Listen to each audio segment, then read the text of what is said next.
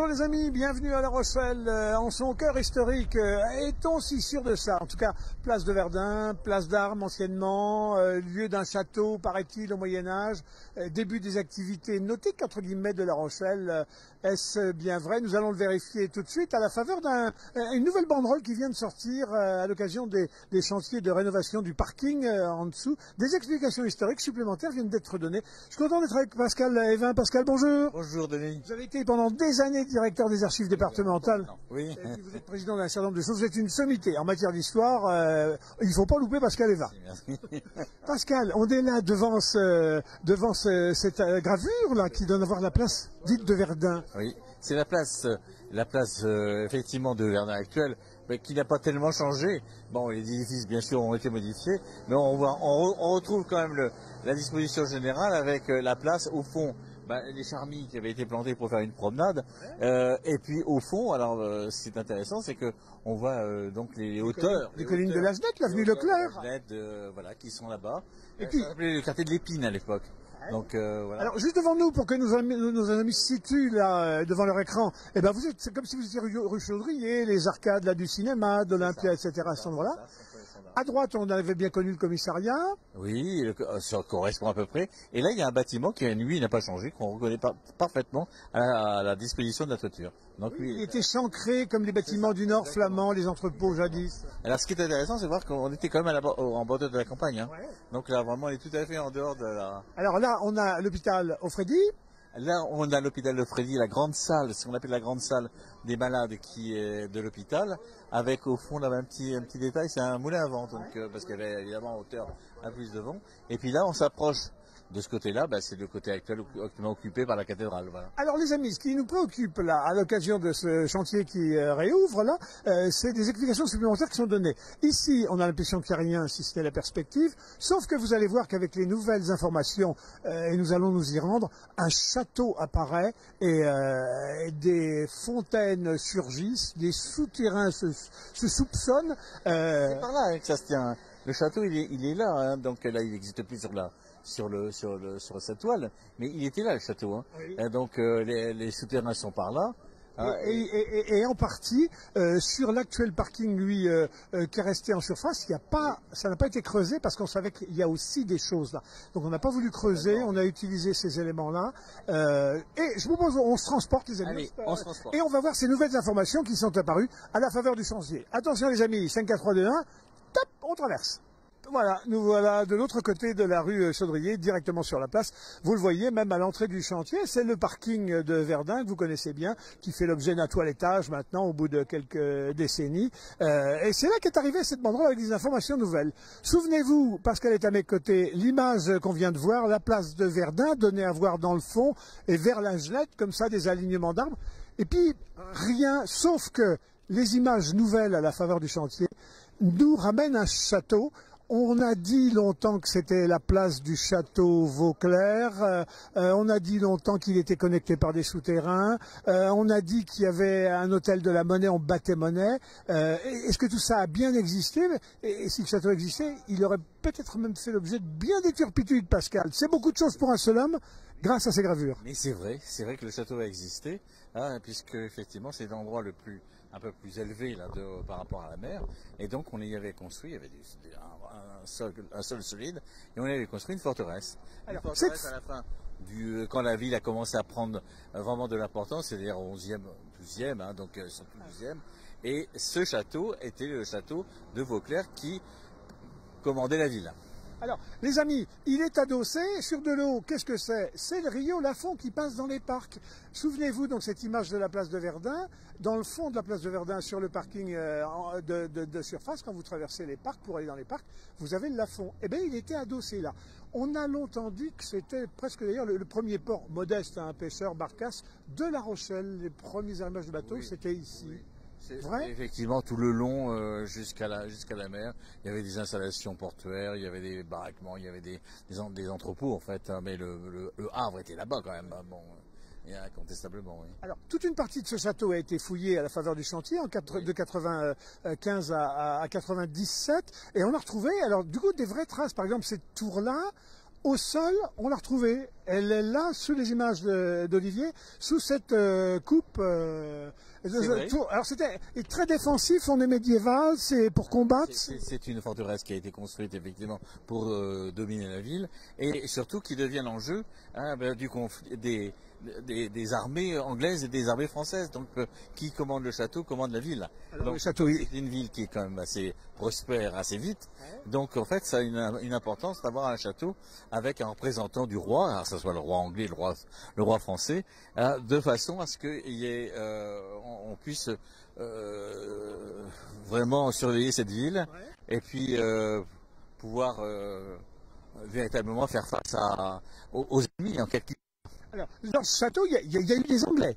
Alors, évidemment, puisque la ville a été possession anglaise pendant un certain nombre d'années, elle s'en est libérée au moment, elle est devenue anglaise avec le mariage d'Aliénor, vous savez bien, donc dans le rattachement de l'Aquitaine, elle devient française ensuite, et en 1360, après l'échec et la défaite de la bataille de Poitiers qui entraîne l'emprisonnement du roi en Angleterre, qui devient prisonnier en Angleterre, eh bien, elle redevient anglaise. Alors c'est là que évidemment les choses se corsent, parce que les Rochelais n'ont pas envie de repasser sous la tutelle anglaise, d'autant plus qu'il y a déjà il y a cette relation bilatérale difficile avec Bordeaux. Bordeaux, c'est le port anglais, donc La Rochelle, évidemment, souhaite rester française. Alors, la ville est forte et quand il y a forteresse, il y a souterrain. On voit des souterrains. Il y a eu des départs souterrains indépendamment de l'adduction de l'eau, des eaux du Lafond. C'est une région, cet endroit de la ville. Il y a toute une série de souterrains qui courent sur toutes les maisons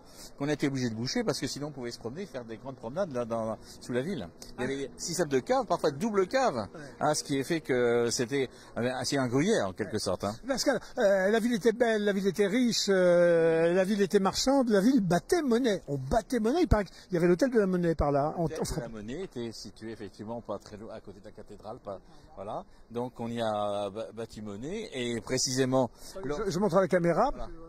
Lorsque la ville redevient française par la ruse, ce qu'on appelait la ruse de Chaudrier, on parlait de la rue Chaudrier, qui porte le nom d'un ancien maire de La Rochelle qui avait réussi à faire sortir les Anglais de la forteresse.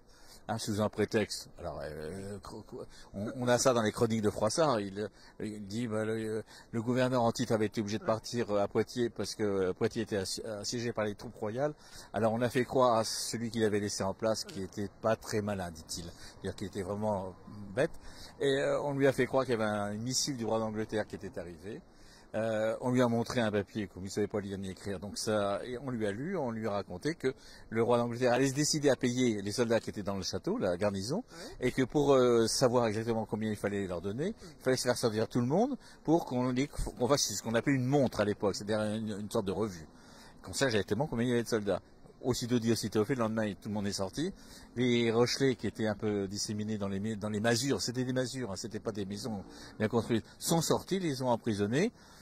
Ils se sont présentés devant le château où il restait plus grand monde que quelques valets des armées. Et en leur disant, si vous ouvrez pas les portes, on zigouille les soldats. Ils ont ouvert les portes. Les Rochers sont emparés du château. Pascal. Et le duc Léquin n'était pas loin. Duc Léquin, le fameux connétable, n'était pas très loin. Sur La Rochelle. Voilà, il se rabat sur La Rochelle pour prendre la ville au nom du roi.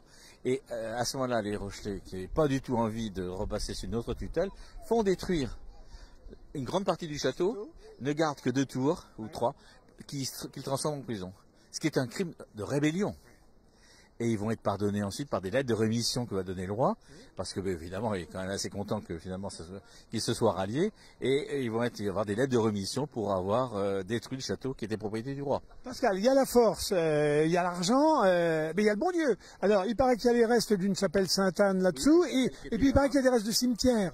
Alors le cimetière, je ne sais pas si les cimetières, c'est les cimetières de l'ancienne église Saint-Barthélemy qui a été remplacée par la cathédrale. Il y avait effectivement aussi le cimetière, surtout de l'hôpital Offredi, qui était juste à côté.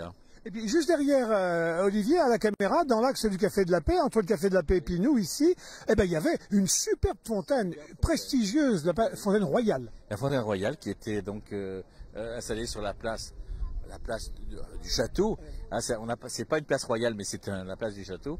Et cette fontaine a fait des frais de réaménagement successifs. Elle a disparu. Elle a été un petit peu comme celle qui subsiste au Champ de Mars, la fontaine de la Maréchale. C'est un peu le même type de construction. Pascal, quand on dit que l'histoire de la Rochelle commence ici, d'autres disent non, elle commence à Cougne. On a un petit peu raison, elle commence surtout à Cougne, plus haut. Puis alors, au Moyen-Âge, elle arrive ici. Tout à fait à l'origine, évidemment. C'est plutôt autour de Cougne hein, que se fait l'agglomération. Cogne-Or, là-haut. Cogne-Or. Et puis petit à petit, parce que c'était l'endroit le plus haut, évidemment, qui était le plus sain aussi. Petit à petit, la ville s'étend et puis le Havre se constitue et puis le cœur de la ville se déplace un petit peu. Donc, et puis tout l'arrière ici s'envase progressivement, c'est-à-dire que tout ça est devenu le joli parc qu'on sait, mais avec le petit ruisseau, pas plus léger qu'un petit pipi de cheval. C'est devenu des fortifications. Ouais. Hein, ça a été utilisé comme fortification. Voilà. Donc, voilà. Et on a dans les parcs, on a bien le tracé des dernières fortifications qui ont été aménagées, qui sont celles de Vauban. Pascal, pour conclure, cette place, elle occupe encore une position majeure, au moins pour la politique automobile rochelaise, puisque c'est un des plus gros parkings et puis un des plus anciens maintenant.